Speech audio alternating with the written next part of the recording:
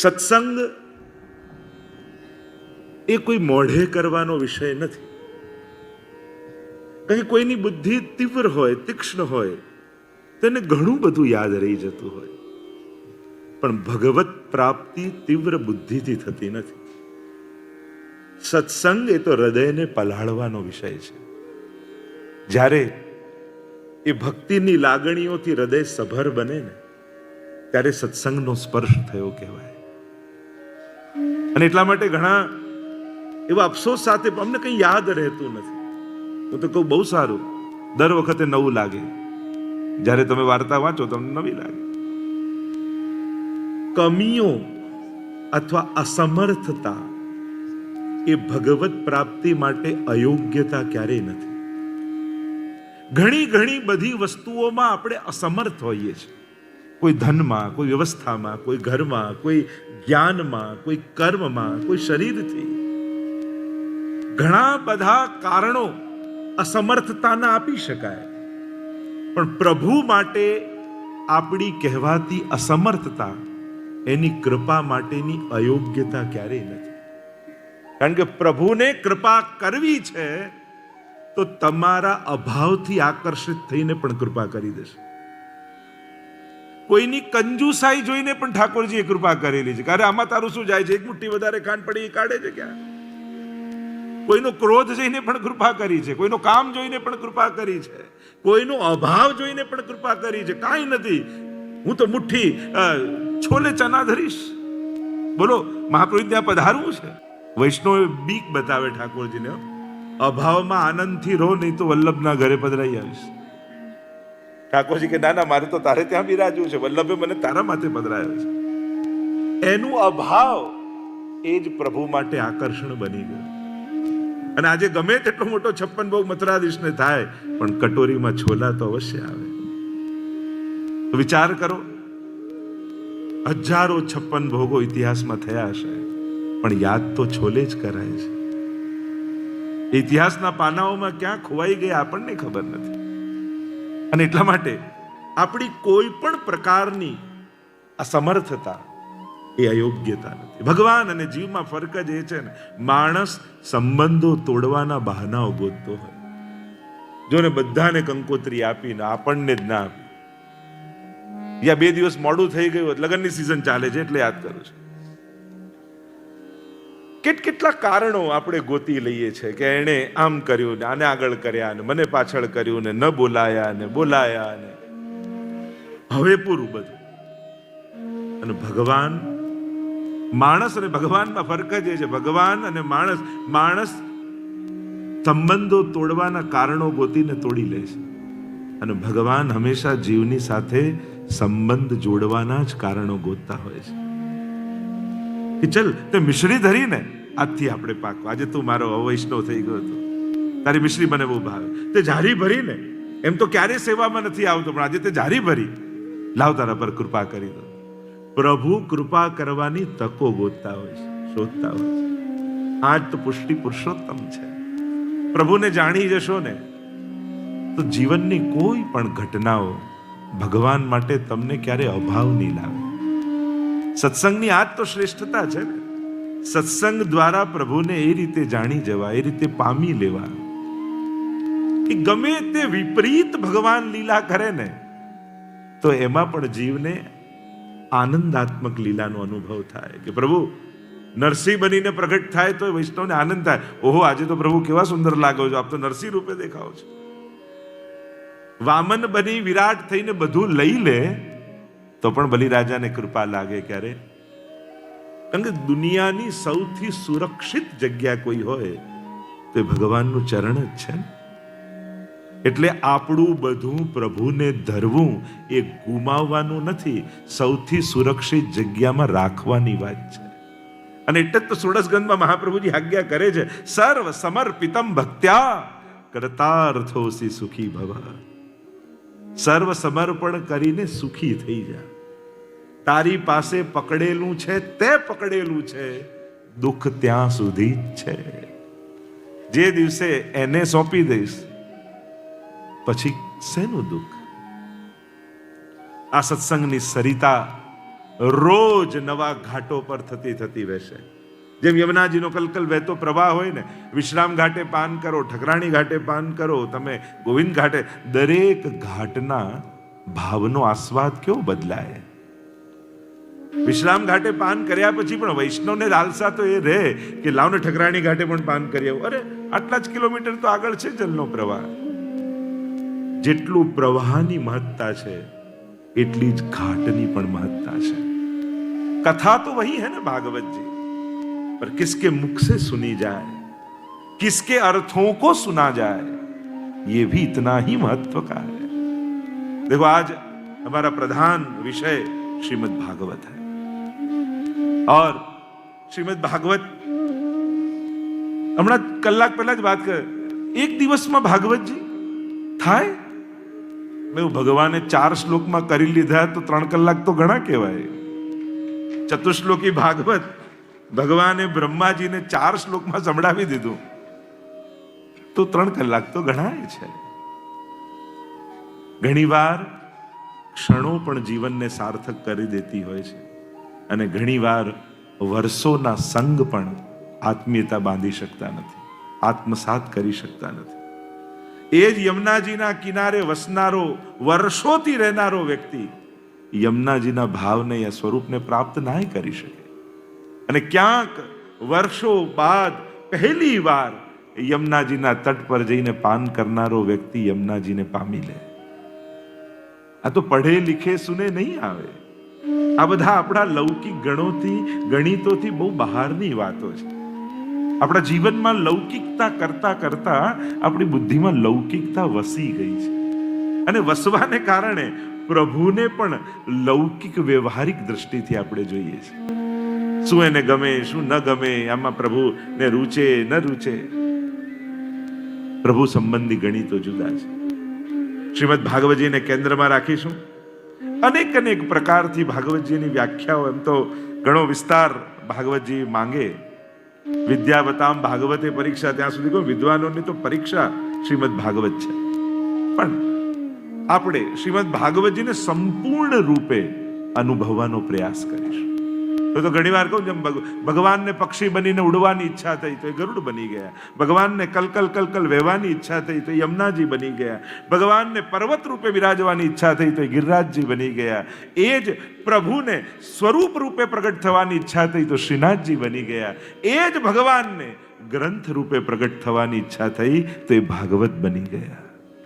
આ શ્રીમદ ભાગવત એ સાક્ષાત શ્રીનાથજીનું, શ્રી કૃષ્ણનું જ વાંગમય રૂપ છે.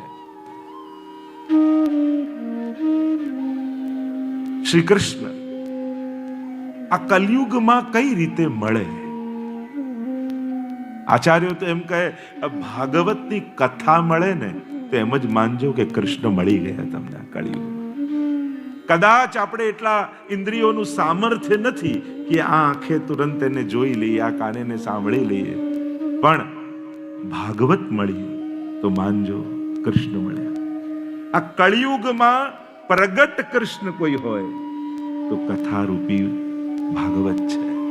હમણાં વડોદરા કથા ચાલતી હતી ને, એક વૈષ્ણવે સરસ વાત કરી કે જે કથામાં બધા ખૂબ ભાવ આવેશમાં હોય એટલે આમ પોતાના હૃદયની હરખ કરતા હતા કે મને કે હવે કળિયુગ નથી ચાલતો, હવે તો કડીનો યુગ ચાલે છે. હમણાં તો ઘરે ઘરે કે દરેક વૈષ્ણવના ઘરે હવે કળિયુગ નથી, કડીનો યુગ છે.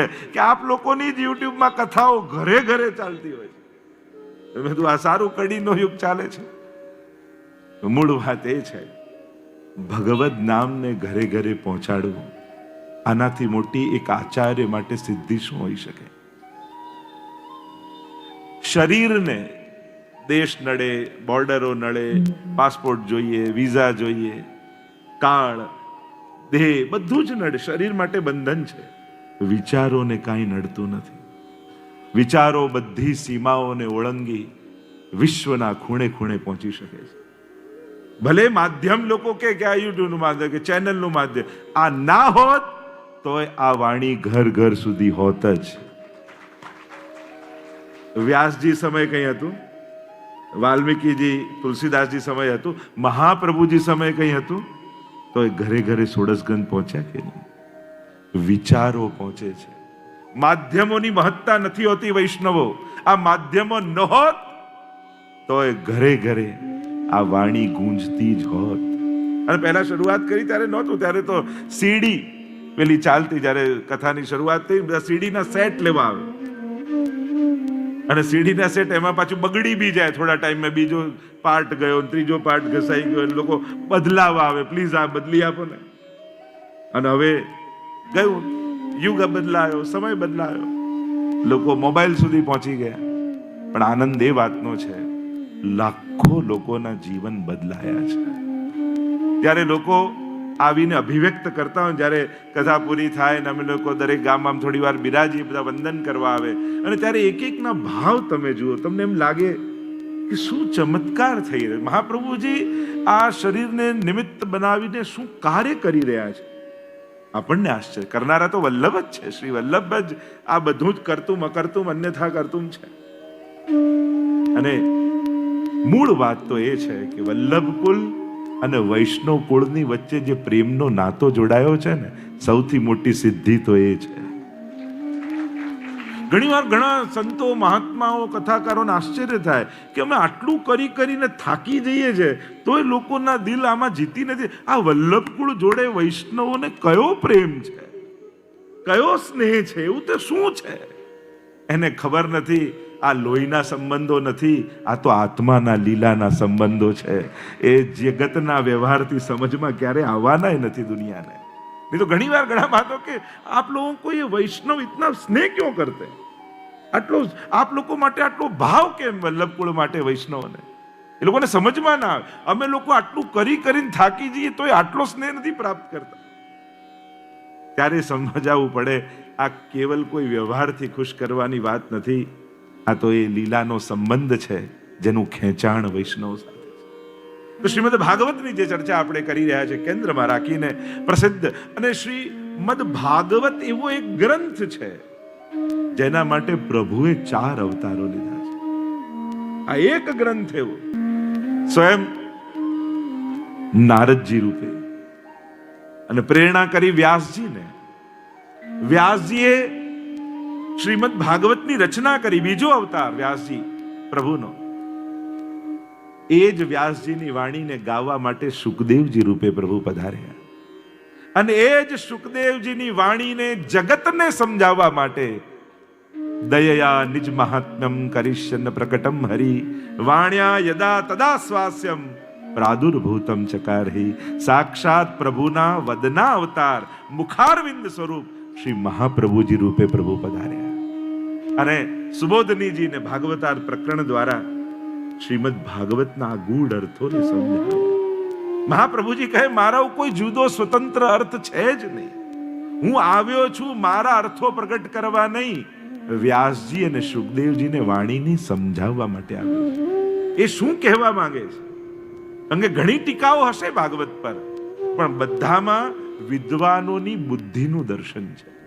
કોઈ સંસ્કૃતનો ખૂબ પ્રકાંડ પંડિત હોય તો એક જ શબ્દના અનેક અર્થો કરી શકે, ખૂબ સરસ ટીકાઓ લખી શકે, પણ એ તો એના બુદ્ધિનો જ વિસ્તાર છે ને. મહાપ્રભુજી કહે હું બુદ્ધિનો વિસ્તાર બતાવવા, બુદ્ધિના વિસ્તારથી પ્રભાવિત કરવા નથી આવ્યો, પણ જે મત, જે અર્થ સુખદેવજીને અભિપ્રેત છે એ અર્થોને બતાવવા માટે આવ્યો છે. એટલે મારો સ્વતંત્ર કોઈ અર્થ નથી, સુખદેવજી જે કહેવા માંગે છે એ જગતને બતાવવું છે. કારણ કે કલિયુગના પ્રભાવને કારણે દ્રષ્ટિત્વા વિદુષામ અપી સંપ્રત્ય વિષયસ્તસ્ય महात्म्यम समभूत भुवि. विद्वानों की बुद्धि भी जब कलिकाल तमच्छन्न, जब कलिकाल के प्रभाव से ग्रसित हो गई तब चिंता हुई प्रभु को. संसाરમાં લોકો કપટ કરે તો ચાલે, પણ ભગવદ વાણીમાં લૌકિકતા પ્રવેશી જાય, કાપટ્ય પ્રવેશી જાય તો પ્રભુને ચિંતા થઈ જાય. અને એટલા માટે આ 4 અવતાર એક શ્રીમદ ભાગવતને પ્રગટ કરવા પધાર્યા છે. ભાગવતને અનેક રૂપે જો આપણે સમજીએ તો સૌથી પહેલા ભાગવતજીનું સ્વરૂપ તો સાક્ષાત ગોવર્ધનનાથજીનું સ્વરૂપ, શ્રીનાથજીનું સ્વરૂપ. એની સમાનતા જે મહાપ્રભુજીએ બતાવી, સંક્ષિપ્તમાં હું દર્શન કરાવતો જઈશ. બને એટલા વધારે અર્થો લેતા લેતા ભાગવતની આખી યાત્રા, મારે તો 12 સ્કંદની યાત્રા તમને કરાવી છે. તો શ્રીનાથજી બાબા સાથેની સમાનતા પ્રાય ભાગવત કથામાં સમજાવતા હોઈએ એમ. દ્વાદશાંગો હિ પુરુષ, વેદમાં પરમ પુરુષ પરમાત્માના 12 અંગ કહ્યા છે અને શ્રીમદ ભાગવતના 12 સ્કંદ. જેમ 12 સ્કંદ, 335 અધ્યાય અને 18,000 શ્લોક.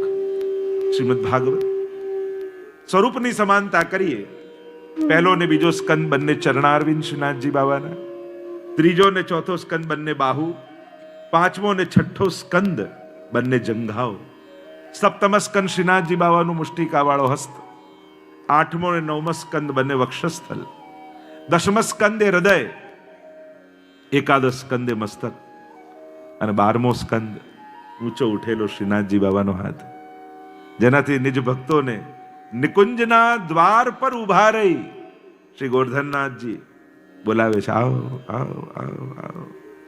જો દ્વાર પર છે એટલે જે આપણે ત્યાં ફરક છે. જો એક હોય દ્વારપાલ અને એક હોય મુખિયા. આપણા અષ્ટ સખાઓ પણ છે ને.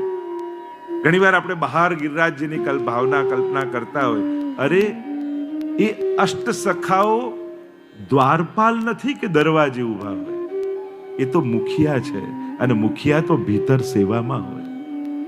એટલે નિજના યુગલ સ્વરૂપની સેવામાં આ બધા અષ્ટ સખા મુખિયા બિરાજે છે.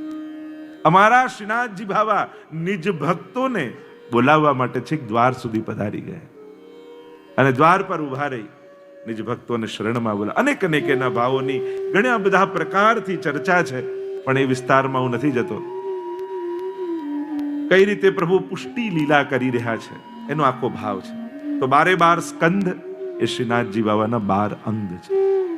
આપણે ત્યાં ભાગવતજી અને શ્રીનાથજીને જુદા જોવાની ના છે, એને એ જ સ્વરૂપે જોવાનો ભાવ આપણે. એટલે ત્યાં ભાગવતજીનો પણ સેવાનો ક્રમ આપણે ત્યાં છે.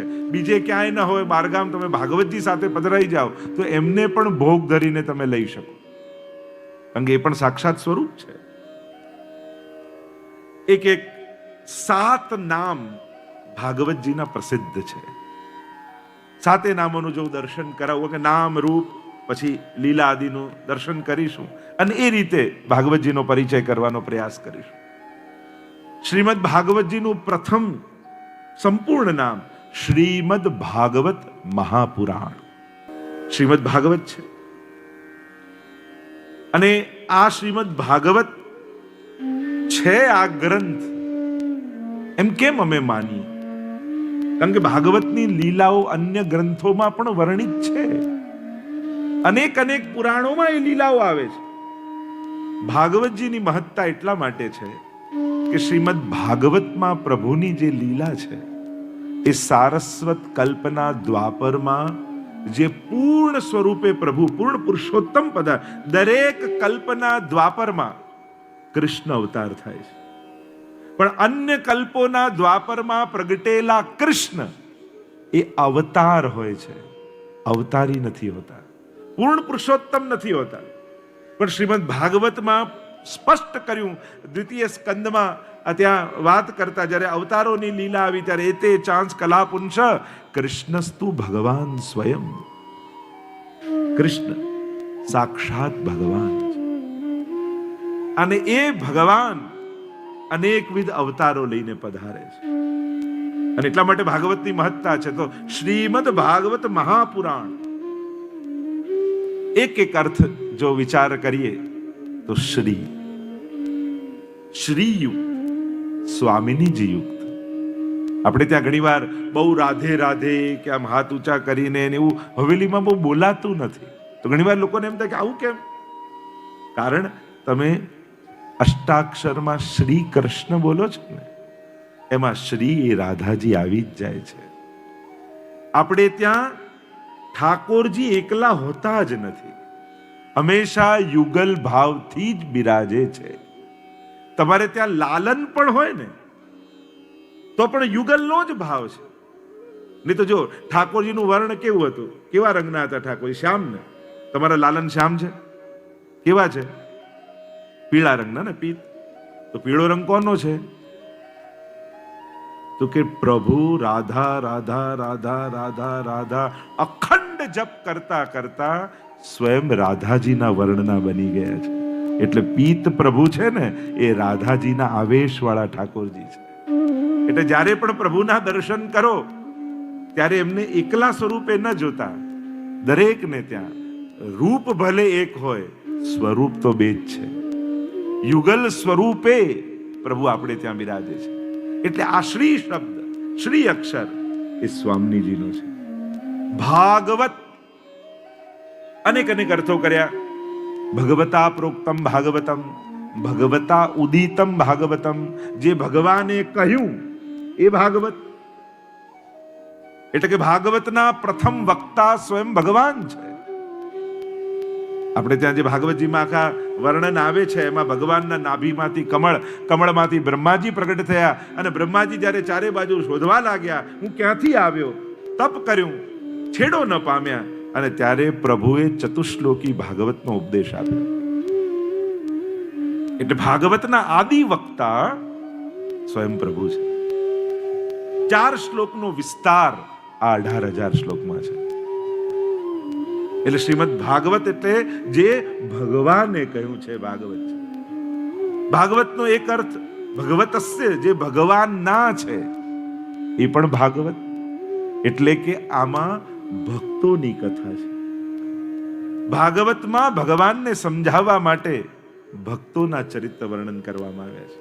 આપણે ત્યાં ગોકુલનાથજીનો પ્રસંગ આવે ને કે એકવાર કથા કરવા ગોકુલનાથજી બિરાજમાન થયા, અને કથા રહી ગઈ ને ભગવદીઓની વાર્તા ચાલી ને એટલી બધી ચાલી કે એ દિવસે ભાગવત કરવાનું રહી ગયું.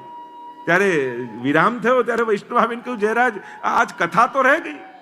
ત્યારે આપ શ્રી આજ્ઞા કરી, હા કથા રહી ગઈ પર આજ કથા કો ફલ કહી દિયો. કથા રહી ગઈ પણ કથાનું ફલ મેં આજે સંભળાવી દીધું. કારણ કે ભગવાનની કથાનું ફળ એ ભગવદીઓના ચરિત્ર છે. શ્રીમદ ભાગવતમાં પરમ ભાગવતોની કથા છે. એક એક એક એક કથાનું જ્યારે તમે દર્શન ભગવદીઓનું કરો છો ત્યારે ભગવાનના ગુણોને સમજાવવા માટે પણ ચરિત્ર તો ભગવદીના જ કહેવા પડે. ભગવાન કેવા ઉદાર છે એ વાતને સમજાવવા માટે કોઈને કોઈ પાપીની કથા કેવી પડે, કોઈ ભક્તોની કથા કેવી પડે, અને ત્યારે જ સમજાવી શકાય કે ઉદાર છે. તો ભાગવત એટલે ભક્ત પણ થાય. અનેક અનેક અર્થો. અને મહાપુરાણ, જેમાં 5 લક્ષણ હોય એને પુરાણ કહેવાય. પુરાણની વ્યાખ્યા કરી, પુરા ભવમ ઇતિ પુરાણમ, પુરા નવમ ઇતિ પુરાણમ. જે પહેલા થઈ ગયું છે, પંચમ વેદ પુરાણને કહેવામાં આવે છે. એમ ઘણી જગ્યાએ તો એમ કહેવાય કે બહુ અનાદિ છે આ પુરાણો. એવી એવી માન્યતા અને ભાવનાઓ આપણે ત્યાં છે. જે સદાય નવું છે પણ પુરાણ છે. 5 લક્ષણ પુરાણના બતાવવામાં આવ્યા, જેમાં 5 લક્ષણ હોય એને પુરાણ કહેવાય. સર્ગશ્ચ પ્રતિસર્ગશ્ચ વંશો મનવંતરાણી ચ વંશાનું ચરિતમ ચેતી પુરાણમ પંચલક્ષણમ. જેમાં 5 લક્ષણ, એનો હમણાં વિસ્તાર નહીં કરું, આગળ ભાગવતમાં 10 લક્ષણ આવશે, એની ચર્ચા કરીશું. તો આ 5 લક્ષણ જેમાં એ પુરાણ, અને આ તો મહાપુરાણ છે. એટલે કે મહાપુરાણમાં 10 લક્ષણ હોય. અત્ર સર્ગો વિસર્ગશ્ચ સ્થાનમ પોષણમૂતય મનવંતરેશાનું કથા નિરોધો મુક્તિરાશ્રય. ભાગવતના તૃતીય સ્કંદથી લઈ 12મા સ્કંદ સુધી સર્ગ લીલાથી પ્રારંભ થશે. સર્ગ વિસર્ગ, અત્ર સર્ગો વિસર્ગશ્ચ સ્થાનમ પોષણ ઉતિ મનવંતર ઈશાનું કથા નિરોધ મુક્તિ ને આશ્રય, આમ 10વિધ લીલાઓનું વર્ણન છે. અને એટલા માટે મહાપુરાણ છે. જો આપણે ત્યાં 17 ને 18 પુરાણોની જે ચર્ચા છે, મદ્વયમ ભદ્વયમ ચૈવ બ્રત્રયમ વ ચતુષ્ટયમ અનાપદ લિંગ પુષ્કુષ્કાની પુરાણાની પૃથક પૃથક એક શ્લોક છે સંસ્કૃતમાં, એમાં 17 પુરાણોની ગણના, 18 પુરાણની ગણના આવે. તો આવા 18 પુરાણોની જે કથા, એમાં 18મું શ્રીમદ ભાગવત એ મહાપુરાણ છે. જ્યારે વ્યાસજીને શોક થયો, નારદજી આવીને સ્મૃતિ કરાવી, અરે તમારા હૃદયમાં ભાગવતજી છે અને જેના માટે જન્મ લીધો છે એ કાર્ય ન કરો, ત્યાં સુધી સંતોષ અને આનંદ ક્યાંથી પ્રગટે? અને ત્યારે સમાધિ ભાષામાં શ્રીમદ ભાગવતનું દર્શન થયું. તો એક નામ શ્રીમદ ભાગવત મહાપુરાણ, બીજું નામ શ્રીમદ ભાગવતજીનું વૈયાસકી સંહિતા. ભાગવતમાં અનેક જગ્યાએ તમે વૈયાસકી સંહિતાયામ યોગ આપણે ત્યાં અનેક પ્રકારથી જ્યારે ભાગવતજીના વિરામનું બોલીએ છીએ ત્યારે એમાં વૈયાસિકી સંહિતા કહેવાય છે. વૈયાસકીનો અર્થ કર્યો કે વ્યાસસ્ય આપત્ય, વ્યાસજીના જે પુત્ર શુકદેવજી છે એ જ વૈયાસકી છે. એટલે કે સ્વયં વ્યાસજીએ શુકદેવજીને ભણાવ્યું અને શુકદેવજી આ કથાને ગાઈ. અને અમારા તો વલ્લભાખ્યાનમાં ગોપાલદાસ દિવસ એકાદની ઉત્તરા કુંવર પ્રતિ વ્યાસ નંદન બાકી. આપણે ત્યાં સપ્તમ આખ્યાનમાં ગાતા ગાતા ગોપાલદાસજી તો કહે છે કે આપણને જે મહાપુરાણ ઠાકોરજીના 10મા સ્કંદમાં આટલી અનંત લીલાઓ કૃષ્ણની આપણે જ્યારે અનંત કહીએ છીએ ત્યારે ગોપાલદાસજી તો એમ કહે છે દિવસ એકાદની, એકાદ દિવસની લીલા જ ગાઈ છે. સમય બહુ ઓછો હતો, 7 દિવસમાં મૃત્યુ હતું અને વધારે ગાવાનો સમય નહોતો, એટલે અધિકાર અને સમય અનુસાર સંભળાયું શ્રીમદ ભાગવતમાં. અને પછી તો અમારા અષ્ટસખા આદિ ભગવદીઓએ ગાયું છે.